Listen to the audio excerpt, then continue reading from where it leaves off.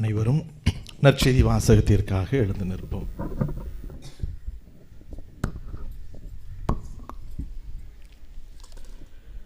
ஆண்டவர் உங்களோடு இருப்பாராக. தூய மத்தேயு எழுதிய நற்செய்தியில் இருந்து வாசகம். தூய மத்தேயு எழுதிய நற்செய்தி அதிகாரம் 11 இறை வார்த்தைகள் 28 முதல் 30 முடிய. பெருஞ்சுமை சுமந்து சோர்ந்திருப்பவர்களே, எல்லாரும் என்னிடம் வாருங்கள், நான் உங்களுக்கு இளைப்பாறுதல் தருவேன். நான் கனிவும் மனத்தாழ்மையும் உடையவன். ஆகவே என் நுகத்தை உங்கள் மேல் ஏற்றுக்கொண்டு என்னிடம் கற்றுக்கொள்ளுங்கள். அப்பொழுது உங்கள் உள்ளத்திற்கு இளைப்பாறுதல் கிடைக்கும். ஆம், என் நுகம் அழுத்தாது, என் சுமை எளிதாயுள்ளது என்றார். ஆண்டவரின் அருள் வாக்கு. கிறிஸ்துவே உமக்கு புகழ். இறையேசுவில் அன்பிற்கினிய சகோதர சகோதரிகளே, நம்மளுடைய பாதுகாவலர் தூய யாகப்பருடைய 7வது நவநாள், அப்படிதானே? ஆமாம், 7வது நவநாளை இன்று நாம் சிறப்பிக்கின்றோம். இந்த நாளில் ஆண்டவர் இயேசு கற்றுக் கொடுத்தது போல கனிவையும் மனத்தாழ்மையையும் நீங்கள் கொண்டிருங்கள் என்று சொல்வதை நம்மளுடைய வாழ்வின் மைய சிந்தனையாக நாம் எடுத்துக்கொள்வோம். பெரும்பாலான நேரங்களில் இந்த நற்செய்தியை நாம் வாசிக்கின்ற பொழுது பெரும் சுமை சுமந்து சோர்ந்திருப்பவர்கள், துன்பங்களினால் வாடுகின்றவர்கள், வருத்தப்படுகிறவர்கள், மனதிலே பலவிதமான துன்பங்களையும் நெருக்கடிகளையும் சுமந்து தவிப்பவர்கள் ஆண்டவரிடத்திலே செல்லுகின்ற பொழுது அவர் அந்த துன்பங்களை எல்லாம் அகற்றி விடுவார், அப்புறப்படுத்தி விடுவார் என்கின்ற ஒரு எதிர்பார்ப்போடு நாம் செல்லுகின்றோம். நாம் எதை எதிர்பார்த்து செல்லுகின்றோமோ அது ஒருவேளை நடைபெறவில்லை என்று சொன்னால் நமக்கு ஏமாற்றமாக இருக்கிறது. ஆனால் இறைவனுடைய செயல்பாடுகளை அல்லது இயேசுவினுடைய அந்த வார்த்தைகளை சரியாக நாம் புரிந்து கொண்டு நம்முடைய நம்பிக்கையை நாம் வெளிப்படுத்துகின்ற பொழுதுதான் ஆண்டவருடைய வார்த்தை உண்மையிலே நம்முடைய வாழ்விலே செயல்படுவதாக அமையும். இயேசு கிறிஸ்து சொல்லுகின்றார், சுமை சுமந்து சோர்ந்திருப்பவர்கள் என்னிடம் வாருங்கள், நான் உங்களுக்கு இளைப்பாறுதல் தருவேன். ஆனால் உங்களுடைய சுமையை நான் எடுத்துக்கொள்வேன் என்றோ, இனி உங்களுக்கு எந்த சுமையும் இருக்காது என்றோ அவர் வாக்குறுதி அளிக்கவில்லை. ஆனால் உங்களுக்கு இளைப்பாறுதல் கிடைக்கும் என்று சொல்லி இருக்கின்றார். என் நுகத்தை உங்கள் மீது ஏற்றுக்கொள்ளுங்கள், அப்பொழுது அந்த சுமை எளிதாக இருக்கும் என்று சொல்லி இருக்கிறாரே தவிர அந்த சுமை உங்களிடமிருந்து அப்புறப்படுத்திவிடும் என்றோ எடுத்துக்கொள்ளப்படும் என்றோ அவர் சொல்லவில்லை. அப்பொழுது அந்த சுமை எளிதாக இருக்க வேண்டும் என்றால், அல்லது இந்த துன்பங்களின் மத்தியிலே ஒரு இளைப்பாறுதல் பெற வேண்டும் என்று சொன்னால் அவர் சொல்வது என்னிடமிருந்து கற்றுக்கொள்ளுங்கள். எதை? கனிவையும் மனத்தாழ்மையும் நீங்கள் கற்றுக்கொண்டீர்கள் என்று சொன்னால் உங்களுடைய சுமை எளிதானதாக இருக்கும் என்பது அவர் வலியுறுத்தி சொல்லுகின்ற வார்த்தை. நம்முடைய குடும்பங்களிலே நாம் பார்க்கலாம், நமக்கு பிடித்தவர்கள் ஏதாவது ஒரு வேலை சொல்லுகிறார்கள் என்று சொன்னாலோ, அல்லது நமக்கு பிடித்தவர்களுக்கு நாம் ஏதாவது வேலை செய்து கொடுக்க வேண்டும் என்று சொன்னாலோ, எவ்வளவு பெரிய வேலையாக இருந்தாலும், எவ்வளவு நேரம் எடுத்து செய்தாலும், அல்லது அந்த வேலையை செய்கின்ற பொழுது நமக்கு எவ்வளவு வலி இருந்தாலும் அதை நாம் பொருட்படுத்துவது கிடையாது. ஏனெனில் அவர் நமக்கு பிடித்தவராக இருக்கின்றார். அதனால மகிழ்ச்சியோடு அந்த வேலையை செய்கின்றோம். வேலையினுடைய களைப்பு தெரிவது கிடையாது, எவ்வளவு நேரம் செய்கிறோம் என்பது தெரியாது. ஆனால் அது உடல் வலியை கொடுத்தாலும் மகிழ்ச்சியாக அதை நாம் செய்து கொண்டிருக்கின்றோம். ஆனால் அதே ஒருவர் நமக்கு பிடிக்காத ஒருவராக இருந்தால் ஒரு சிறிய துரும்பை கூட நாம் எடுத்து போடுவது, அல்லது ஒரு சிறிய ஒரு தண்ணீர் கொண்டு வா என்று சொல்வது கூட நமக்கு பெரிய சுமையாக இருக்கும், ஒரு பெரிய வேதனையாக நெருக்கடியாக இருக்கும். ஏனென்றால் அவர் நமக்கு பிடிக்கவில்லை.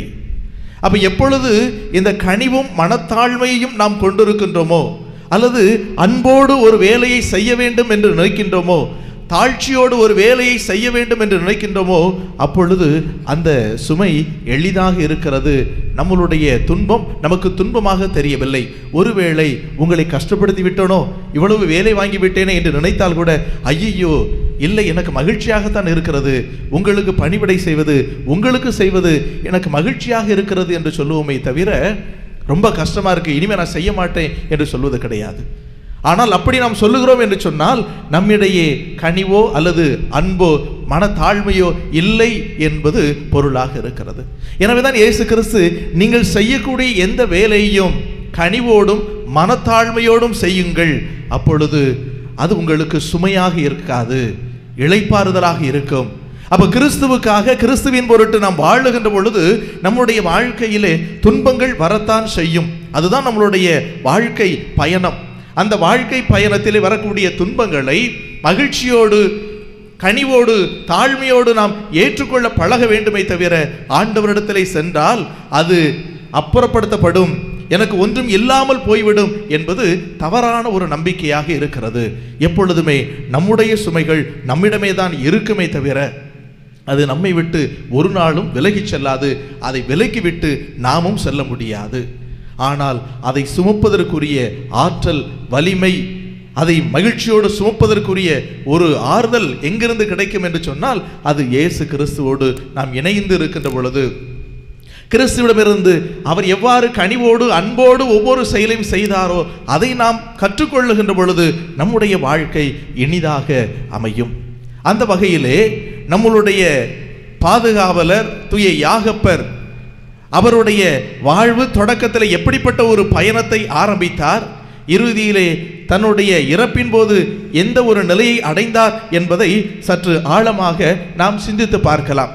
நம்மளுடைய யாகப்பர் பெரும்பாலும் நாம் பார்ப்பது, அவரை எப்படிப்பட்ட ஒரு உருவத்திலே நாம் பார்க்கின்றோம். ஒரு வெள்ளை ஒரு குதிரையில் வாளேந்தி, சிலர் கீழே அப்படியே படுத்துக்கிட போது போல் அவர்கள் ஈட்டியால் குத்துவதில் ஒரு போர் வீரராக நாம் நினைக்கிறோம், நாம் பார்க்கின்றோம். ஆனால் அவரை பற்றிய பெரும்பாலான சித்தரிக்கப்படக்கூடிய படங்கள் எதுவாக இருக்கிறது என்று சொன்னால், கையிலே ஒரு கோல் இருக்கும், அல்லது ஒரு கைத்தடி, ஒரு பை சைடில் நிச்சயம் தொங்கும். அந்த பையில் பார்த்தோம் அப்படின்னா ஒரு சிப்பியினுடைய படம் இருக்கும். பயணம் செய்கின்ற திருப்பயணிகளுக்கான ஒரு தொப்பி நிச்சயம். ஏன்னா அவர் திருப்பயணிகள், யாத்ரீகர்களுடைய பாதுகாவலராக இருக்கின்றார். அப்போ எப்படிப்பட்ட ஒரு யாத்ரீகளுடைய பாதுகாவலராக இருக்கிறது என்று பார்க்கின்ற பொழுது, ஆன்மீக வழியிலே இறைவனை நாம் சென்று சேர்வதற்கு பல வழிகள் இருக்கிறது. அந்த சிப்பியில் பார்த்தீங்க அப்படின்னு சொன்னால் நிறைய வரிகள் என்ன இருக்கும். வெளியிலிருந்து அந்த கோடுகள் செல்லுகின்ற பொழுது பல திசைகளில் செல்லும், ஆனால் சென்று சேருகின்ற இடம் ஒன்றாக இருக்கும். அப்போ நம்மளுடைய வாழ்க்கையிலே நாம் பல திசைகளில் இருந்தாலும் நம்மளுடைய இலக்கு, நம்மளுடைய நோக்கம் இறைவனை சென்று சேர்வதாக இருக்க வேண்டும் என்பதை அது அடையாளப்படுத்துகிறது. புனித யாகப்பரினுடைய அந்த திருத்தலத்திற்கு செல்லுகின்றவர்கள் தங்களுடைய பயணத்தை நாங்கள் நிறைவு செய்து விட்டோம் என்று அவர்கள் நினைக்கின்ற பொழுது, திரும்பி வருகின்ற பொழுது எடுத்து வருவது இந்த சிப்பியை தான் அவர்கள் எடுத்து வருகிறார்கள். அந்த சிப்பியை அவர்கள் எடுத்து செல்லுகின்ற பொழுது, இந்த திருப்பயணத்தை, என்னுடைய ஆன்மீக பயணத்தை நான் நிறைவு செய்து விட்டேன் என்ற ஒரு மகிழ்ச்சியோடு ஒரு அடையாளமாக அவர்கள் எடுத்து வருகின்றார்கள். அப்போ இந்த நம்மளுடைய பாதுகாவலர் புனித யாகப்பர் எப்படிப்பட்ட ஒரு வாழ்க்கை பயணத்தை தன்னுடைய வாழ்க்கையிலே ஆரம்பித்தார் என்று பார்த்தோம் என்று சொன்னால், ஆண்டவருடைய அழைப்புக்கு உடனடியாக செவி கொடுக்கின்றவராக இருக்கின்றார். ஆண்டவரோடு எப்பொழுதுமே நெருக்கமாக இருக்க வேண்டும் என்கின்ற ஒரு ஆவல் அவருக்கு அதிகமாக காணப்படுகிறது. ஆனால் அவர் அந்த பயணத்தை ஆரம்பிக்கின்ற பொழுது எப்படிப்பட்ட மனநிலைகள் எல்லாம் இருந்தது என்பதை நாம் ஒப்பிட்டு பார்க்கலாம். குறிப்பாக அவரை அழைக்கின்ற பொழுது லூக்கா நற்செய்தி 5வது அதிகாரம் 10வது வசனத்திலே நாம் பார்க்கலாம். எப்படி அவருடைய அழைப்பு இருக்கிறது என்று பார்த்தால், முதல் சீடர்களை அழைக்கின்ற பொழுது பேதுருவையும் மீன் பிடித்து கொண்டிருக்கின்றார்கள், வலைகளை பழுது பார்த்து கொண்டிருக்கின்றார்கள். அப்படி அவர்கள் செய்து பெருந்திரளான இயேசு பேசி முடித்த பின்பு சீமோனை நோக்கி, ஆழத்திற்கு தள்ளி கொண்டு போய் மீன் பிடிக்க உங்கள் வலைகளை போடுங்கள். அப்போ பேதுரு சீமோன் சொல்லுகின்றார், இரவு முழுவதும் நாங்கள் பாடுபட்டு உழைத்தும் ஒன்றும் கிடைக்கவில்லை. மீண்டும் இயேசு சொல்லுகின்றார், நீ சொல்வது போல நாங்கள் அந்த வலைகளை போடுகிறோம் என்று சீமோன் சொல்லி ஏறக்குறைய பெருந்திரளான மீன்களை பிடித்து கொண்டு வருகின்றார். படகு மூழ்கக்கூடிய ஒரு நிலையில இருக்கிறது. இதை பார்த்து திகைக்கின்றார்கள். சீமோனும் சரி, அருகிலே இருக்கக்கூடிய 10வது வசனம் சொல்கிறது, சீமோனுடைய பங்காளிகளான செபதேயுவின் மக்கள் யாக்கோவும் யோவானும் அவ்வாறே திகைத்தார்கள். அப்ப இந்த பெருந்திரளான மீன்கள் பிடிக்கப்பட்டதை கண்டதும் அவர்களுக்கு ஆச்சரியமாக இருக்கிறது. இயேசுவினுடைய இந்த வார்த்தைக்கு இவ்வளவு மகிமை மகத்துவம் இருக்கிறதே என்று சொல்லி அவர்கள் திகைக்கிறார்கள், வியப்படைகின்றார்கள். உடனடியாக இயேசு கிறிஸ்து சொல்லுகின்றார், அஞ்சாதே, இது முதல் நீ மனிதரை பிடிப்பவன் ஆவாய் என்று சொல்லுகின்றார். அப்போ சீடர்களை அழைக்கின்ற பொழுது இது முதல் நீ மனிதரை பிடிப்பவர் ஆவாய். அப்போ ஒரு அற்புதத்தை பார்க்கிறார்கள், அதிசயத்தை பார்க்கிறார்கள், மகிழ்ச்சியாக இருக்கிறார்கள். அப்போ நாம் இவருடைய சீடர்களாக சேர்ந்தால் நம்முடைய வாழ்க்கை எப்படி இருக்கும்? மீனுக்கு பஞ்சம் இருக்காது, எந்த குறையும் இருக்காது, எது கேட்டாலும் உடனே அதிசயம் அற்புதமாக அவர் ஆற்றி விடுவார். எனவே அப்படிப்பட்ட ஒரு மகிழ்ச்சியிலே அவர்கள் சீடர்களாக சேருகிறார்கள். ஆனால் இயேசு கிறிஸ்து சீடர்களாக இருக்க வேண்டும் என்று சொன்னால் எப்படி இருக்கிறது? லூக்கா நற்செய்தி 21வது அதிகாரத்திலே நாம் பார்க்கலாம். 21வது அதிகாரம் 12வது வசனத்திலே நாம் பார்க்கின்ற பொழுது, இவை அனைத்தும் நடந்தேறும் முன் அவர்கள் உங்களை பிடித்து துன்புறுத்துவார்கள், தொழுகை கூடங்களுக்கு கொண்டு செல்வார்கள், சிறையில் அடைப்பார்கள், என் பெயரின் பொருட்டு அரசரிடமும் ஆளுநரிடமும் இழுத்து செல்வார்கள், எனக்கு சான்று பகர இவை உங்களுக்கு வாய்ப்பளிக்கும். அழைக்கின்ற பொழுது சொல்லுகின்றார், உங்களை மனிதரை பிடிப்பவராக்குவேன் என்று. ஆனால் இயேசுனுடைய சீடராக வாழுகின்ற பொழுது உங்களுக்கு எவ்வளவு துன்பங்கள் இருக்கும். ஓநாய்களிடையே ஆடுகளைப் போல நான் உங்களை அனுப்புகிறேன்.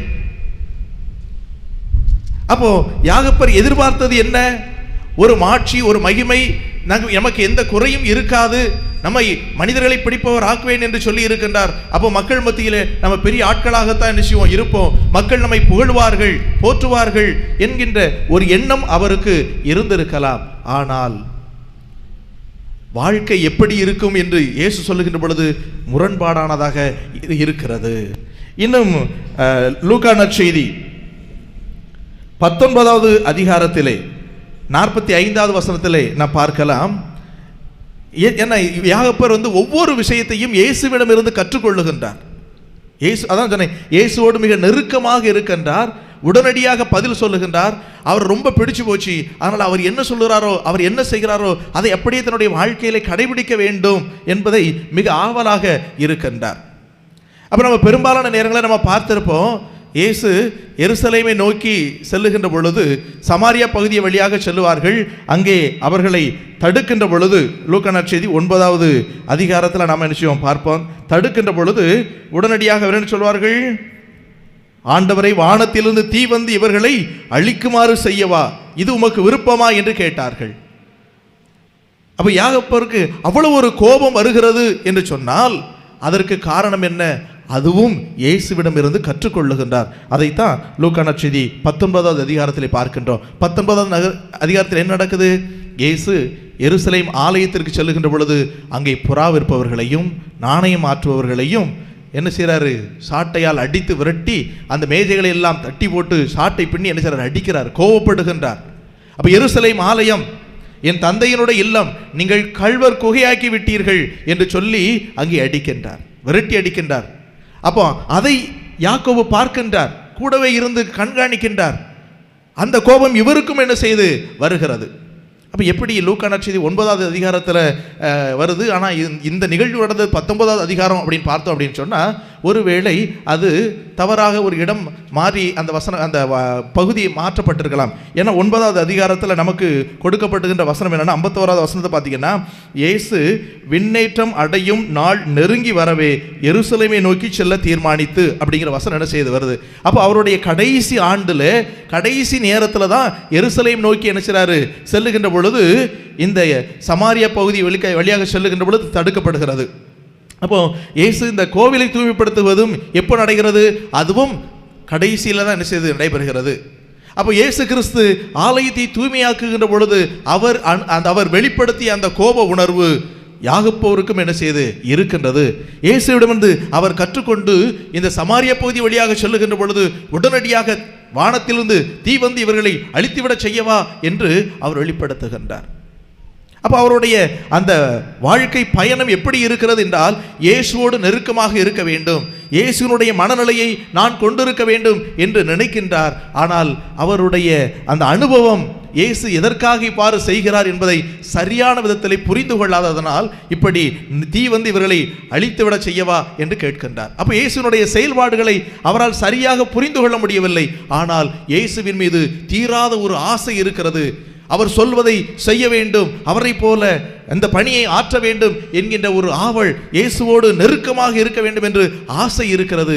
ஆனால் அது இயேசுனுடைய மனநிலையோடு எப்படி வெளிப்படுத்துவது என்பதுதான் அவருக்கு தெரியாத ஒன்றாக இருக்கிறது. இன்னொரு பகுதியிலே நாம் பார்க்கலாம். மத்தேயு நற்செய்தி 20வது அதிகாரத்திலே நாம் பார்க்கின்றோம். அங்கே என்ன நடக்குது? இயேசுனுடைய தாய் வந்து என்ன செய்றாங்க, இந்த யாகப்போருடைய யோவானுடைய தாய் வந்து என்ன செய்றாங்க, ஆண்டவரே என்னுடைய பிள்ளைகள் உம்முடைய வலப்பக்கத்திலும் இடப்புறத்திலும் என்ன செய்யணும், அமர வேண்டும், அப்படி ஒரு வாய்ப்பை என்ன செய்யுங்க தாருங்கள் என்று சொல்லுகின்றார்கள். அப்போ இந்த பகுதி பின்னாடி நடக்கிறது. அதற்கு முன்பு ஒரு நிகழ்வு நடக்கிறது.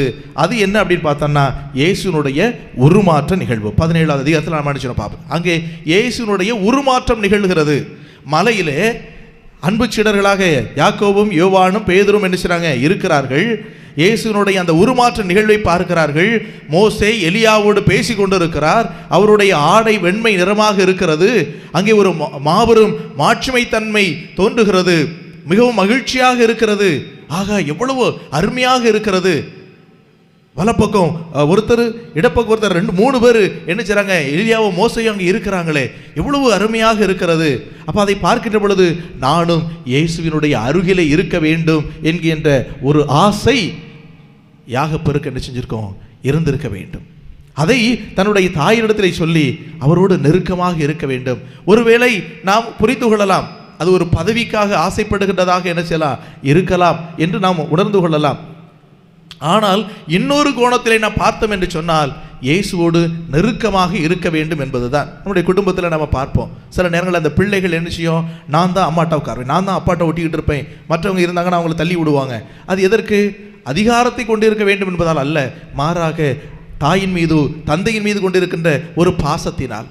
அப்போ இந்த உருமாற்ற நிகழ்வுல இயேசு கிறிஸ்துவோடு இவர்கள் பார்க்கிறார்கள். இவ்வளவு மாட்சி, இவ்வளவு மகிமை, எலியாவோடு மோசையோடு பேசிக் கொண்டிருக்கின்றார். அப்போ அதே போலவே நானும் ஆண்டவரோடு இருக்க வேண்டும், இயேசுவோடு இணைந்து காணப்பட வேண்டும் என்கின்ற ஒரு உணர்வு தாயினிடத்திலே சொல்லி இங்கே அவர்களுக்காக பரிந்து பேசக்கூடிய ஒரு நிகழ்வு இருக்கிறது. அப்போ யாகப்பருடைய வாழ்க்கையில ஒவ்வொரு நிகழ்வையும் பார்க்கிறோம் என்று சொன்னால், இந்த மக்களுக்கு வானத்திலிருந்து தீயை கொண்டு வந்து அழித்து விடவா என்று சொல்லுகிறோம் என்று சொன்னாலும், அதுவும் இயேசு கிறிஸ்துவினது கற்றுக்கொள்ளுகின்றார். ஏனெனில் அவர் எருசலேம் ஆலயத்திலே வியாபாரிகளை விரட்டி அடிக்கின்றார். இங்கும் ஆண்டவருடைய வலப்பக்கத்தில் அல்லது இடப்பக்கத்தில் அமர வேண்டும் என்ற ஒரு விண்ணப்பத்தை சொல்லுகின்ற பொழுது, உருமாற்ற நிகழ்விலே அந்த ஒரு மாட்சியை பார்க்கின்றார். ஆண்டவரோடு இணைந்திருக்க வேண்டும் என்கின்ற ஒரு ஆசை. இந்த ஆசைதான் அவரை இன்னும் நெருக்கமாக இயேசுவோடு இணைந்து வாழச் செய்கிறது. ஆனால் தவறான ஒரு புரிதலாக இருக்கிறது. எதற்காக இப்படி ஆசைப்படுகிறோம் என்பது அவருக்கு தெரியவில்லை. அவர் செய்வது எல்லாமே தவறாக மற்றவர்களால் புரிந்து கொள்ளப்படுகிறது, பார்க்கப்படுகிறது. ஆனால் இயேசுனுடைய உயிர்ப்புக்கு பின்பு, தூய ஆவியை பெற்ற பிறகு அவருடைய வாழ்க்கை பயணம் அப்படியே மாறுகிறது.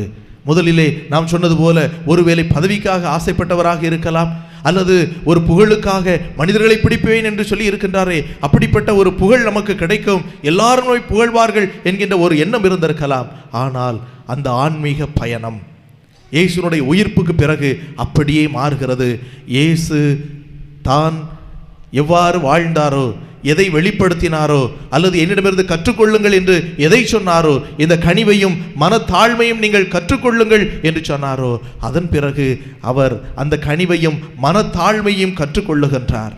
எனவே இயேசுவுக்காக அவர் நெருக்கமாக வாழ வேண்டும், இயேசுவை போல நான் வாழ வேண்டும், இயேசுவோடு கூட நெருக்கமாக இருக்க வேண்டும் என்ற ஆசை இப்பொழுது பதவிக்காகவோ புகழுக்காகவோ இல்லாமல் மாறாக கனிவையும் மனத்தாழ்மையும் அவரிடத்திலிருந்து கற்றுக்கொண்டு இன்னும் ஆன்மீக பயணத்திலே இயேசுவோடு நெருக்கமாக இருக்கின்றார். அந்த ஆன்மீக பயணத்திலே இயேசுவோடு நெருக்கமாக இருந்தது அந்த கனிவும் மனத்தாழ்மையும் அதன் வழியாக இயேசுவுக்காக உயிரை கொடுக்கக்கூடிய அளவுக்கு ஏரோது அகிரிப்பாவால் தலைவெட்டப்பட்டு அவர் கொல்லப்படுகின்றார். என அன்புக்குரிய சகோதர சகோதரிகளே, இத்தகைய பாதுகாவலரான புனித யாகப்பரை கொண்டிருக்கக்கூடிய நாம் இயேசுனுடைய அழைப்புக்கு எப்பொழுதுமே உடனடியாக பதில் சொல்லக்கூடியவர்களாக நாம் இருக்க வேண்டும். பெரும்பாலான நேரங்களில் நம்மளுடைய ஆன்மீக காரியங்களில் அல்லது ஆண்டவருடைய பணியை ஆற்றுவதற்காக நாம் ஒரு அழைப்பு கொடுக்கின்ற பொழுதோ அல்லது நம்மளுடைய ஊரினுடைய வளர்ச்சிக்காக எதையாவது செய்ய வேண்டும் என்று சொல்லுகின்ற பொழுதோ நாம் பல நேரங்களில் உடனடியாக ஒரு அழைப்புக்கு செவி கொடுக்காமல் பிறகு பார்க்கிறேன், இன்னும் கொஞ்ச நாள் கழிக்கட்டும், இப்பொழுது இப்படித்தான், என்னுடைய சூழல் இப்படித்தான் என்று நாம் சாக்கு போக்கு சொல்லி விலகுகின்றவர்களாக இருக்கின்றோம். ஆனால் யாக்கோபு அழைத்த உடனடியாக பதில் சொல்லக்கூடியவராக இருக்கின்றார். இரண்டாவதாக இயேசுவோடு நெருக்கமானவராக இருக்க வேண்டும் என்று ஆசைப்படுகின்றார். ஒருவேளை தவறுதலாக புரிந்து கொண்டாலும் இயேசுவோடு நெருக்கமாக இருக்க வேண்டும் என்கின்ற ஆசை அவரை இன்னும் இயேசுவை சரியான விதத்தில் புரிந்து கொண்டு அந்த கனிவையும் மனத்தாழ்மையும் கற்று இயேசுவுக்காக வாழக்கூடிய ஒரு உணர்வை கொடுக்கிறது. அப்படிப்பட்ட இயேசுவின் மீது கொண்டிருக்கக்கூடிய ஒரு ஆசை, நாம் இயேசுவோடு நெருக்கமாக இருக்க வேண்டும் என்கின்ற ஒரு ஆவல் ஒருவேளை தவறுதலாக அது புரிந்து கொள்ளப்பட்டாலும், ஆனால் காலப்போக்கில் அது சரியாக புரிந்து கொள்ளப்பட்டு உண்மையிலேயே இயேசுவோடு நெருக்கமாக வாழக்கூடிய ஒரு ஆற்றலை, ஒரு வழிகாட்டுதலை, ஒரு ஆன்மீக பயணத்தை நமக்கு தரும் என்பதை உணர்ந்து தொடர்ந்து புனித யாகப்பரை போல ஆண்டவரோடு இணைந்து அவரது அன்பிலே இணைந்து வாழ அவரிடத்திலே பரிந்துரை செய்வோம். ஆமென்.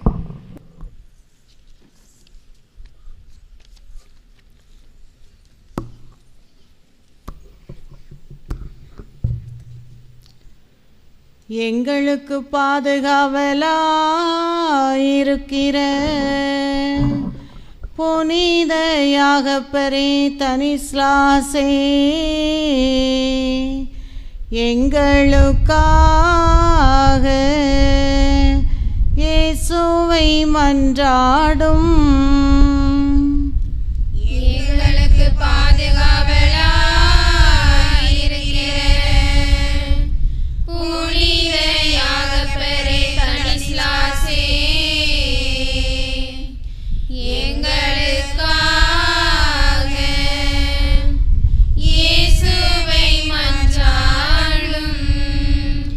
எங்களுக்கு பாதுகாவலும் துணையுமாயிருக்கிற புனித யாகப்பரே தனிஸ்லாசே, எங்கள் ஊரில் நல்ல சமாதானம் நிலவும்படியாக இயேசுவை மன்றாடும். எங்களுக்கு பாதுகாவலும் துணையுமாயிருக்கிற புனித யாகப்பரே தனிஸ்லாசே, எங்கள் ஊரில் நல்ல சமாதானம் நிலவும்படியாக இயேசுவை மன்றாடும். எங்களுக்கு பாதுகாவலும் துணையும் அடைக்கலமுமாயிருக்கிற புனித யாகப்பரே தனிஸ்லாசே, நல்ல மழை பெய்து நாடு செழிக்கும்படியாக இயேசுவை மன்றாடும். எங்களுக்கு பாதுகாவலும் துணையும் அடைக்கலமுமாயிருக்கிற புனித யாகப்பரே தனிஸ்லாசே,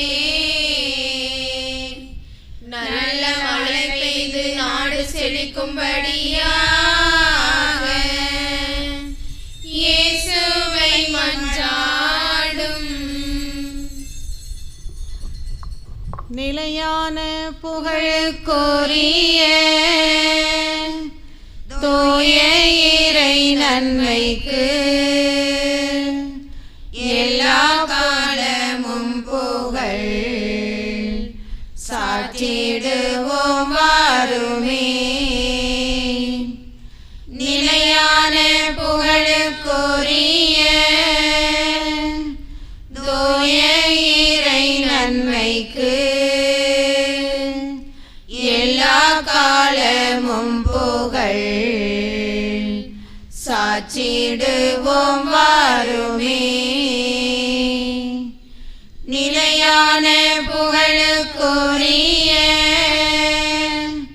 தூய இறை நன்மைக்கு எல்லா காலமும் புகழ் சாற்றிடுவோம் வாருமே.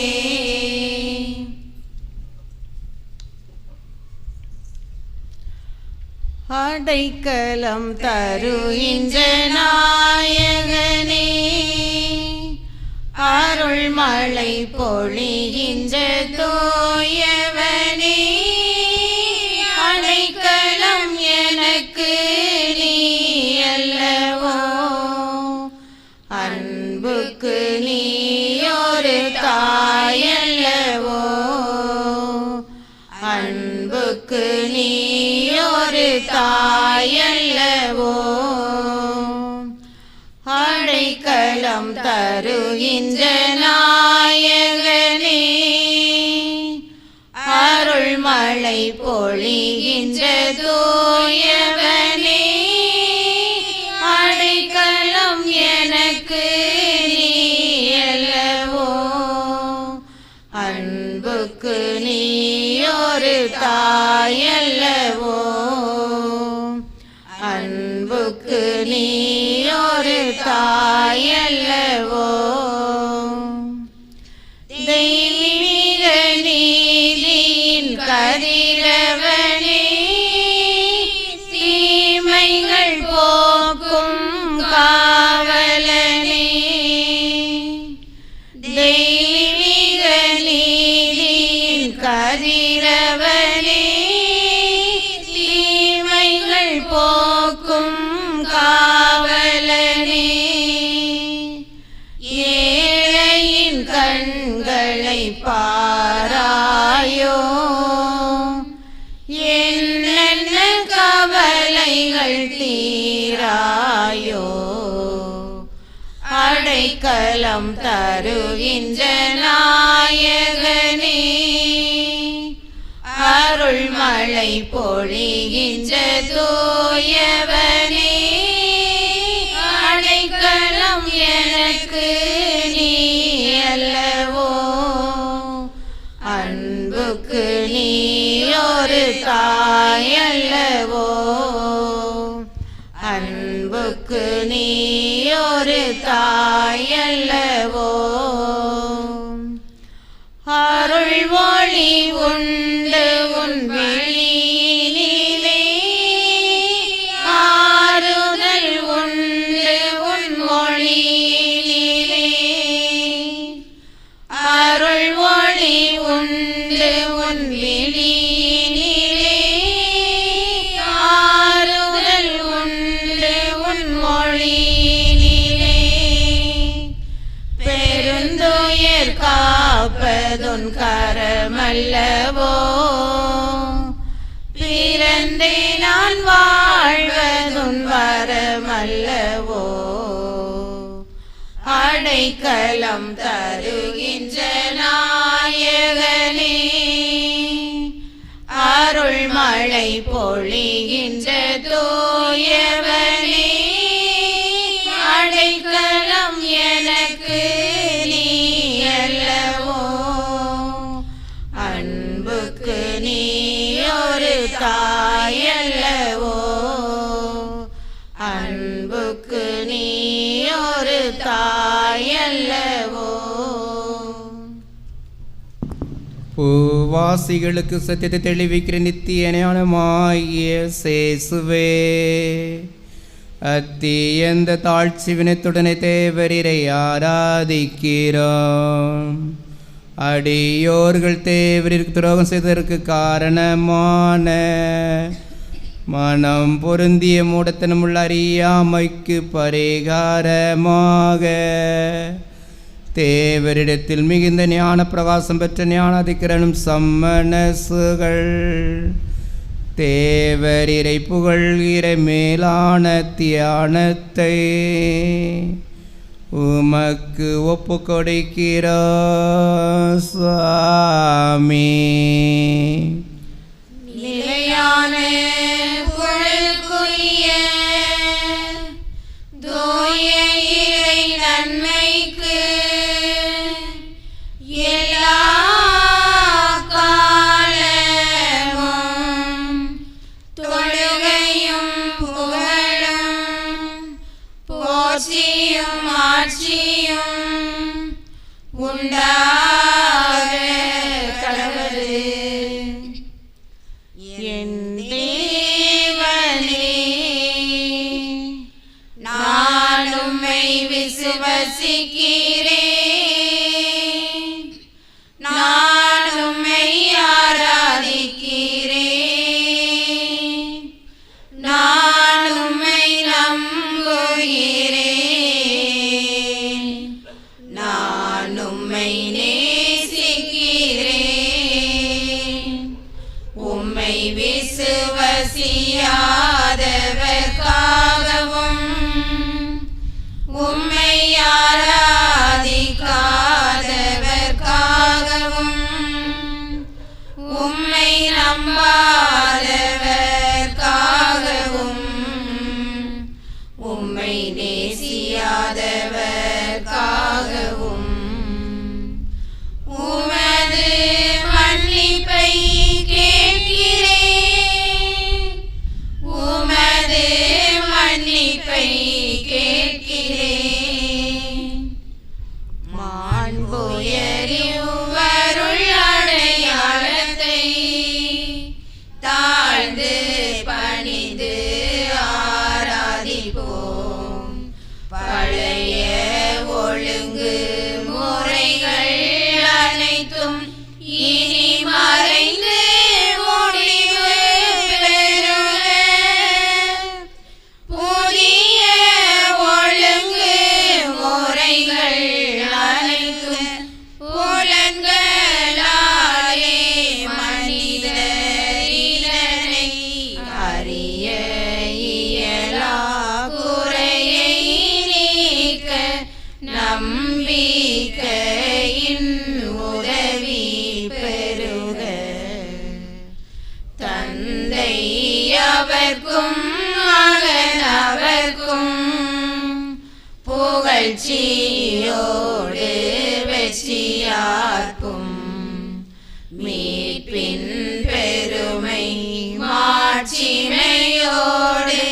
வலிமை வாழ்த்து யாவுமாக இருவரிடமாய் வருகின்றவராம் தூய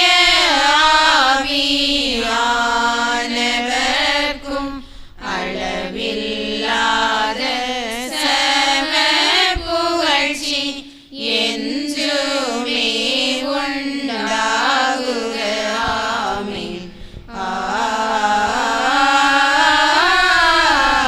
ஆமென். வாணி நின்று அவர்களுக்கு அப்பம் அளித்தீரே. இனிமையெல்லாம் தன்னகத்தை கொண்ட அப்பம் இதுவே. மன்றாடுவோமாக. இறைவா, இந்த வியப்புக்குரிய திருவருட்சாதனத்திலே உம்முடைய திருப்பாடுகளின் நினைவை எங்களுக்கு விட்டு சென்றி உமது திருவுடல் திருரத்தம் ஆகியவற்றின் தூய மறைபொருளை வணங்கும் நாங்கள் உமது மீட்பின் பலன்களை இடைவிடாமல் துய்த்துணர்ந்து மகிழ அருள்வீராக.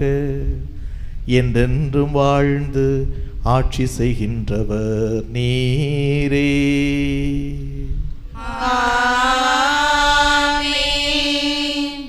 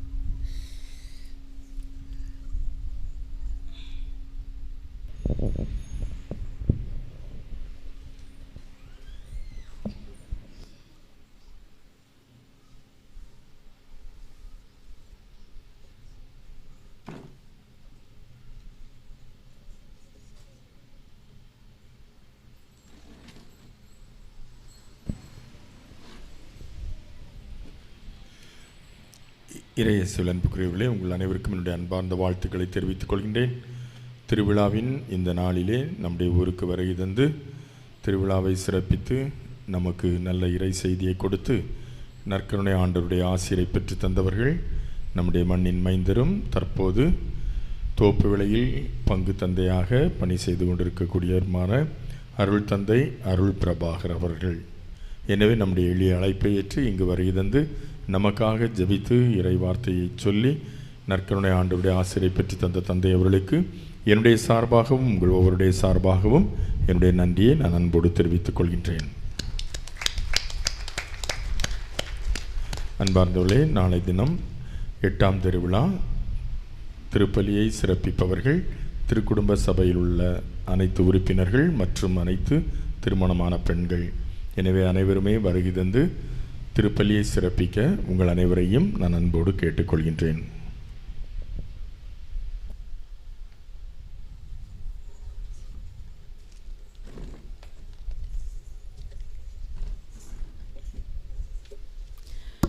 திருச்சபை மீதினில் துலங்கும் இஸ்பானிய திருமறை அருள் நீரை போதா. திருச்சபை மீதினில் துலங்கும் இஸ்பானிய திருமறை அருள் நீரை போதா.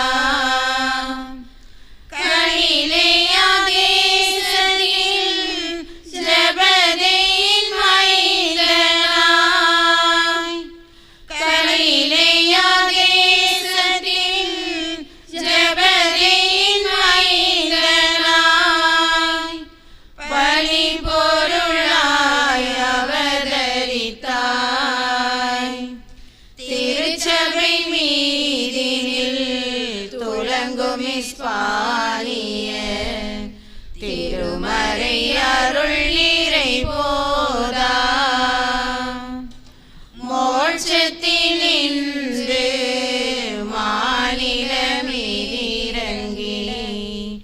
மாதுய பரிமேலேறி. மோட்சத்தினின்று மாநிலமிறங்கி மாதுய பரிமேலேறி. கொடிய மகமதியர் படைதனை ஜெயித்தாய். கொடிய மகமதியர் படைதனை ஜெயித்தாய். கோரருவிகளை வதைத்தாய். திருச்சபை மீதில் துலங்கும் இஸ்பானிய திருமறை அருள் நீரை போதா. தந்தை மகன் தூயாவியாரின் பெயராலே ஆமென்.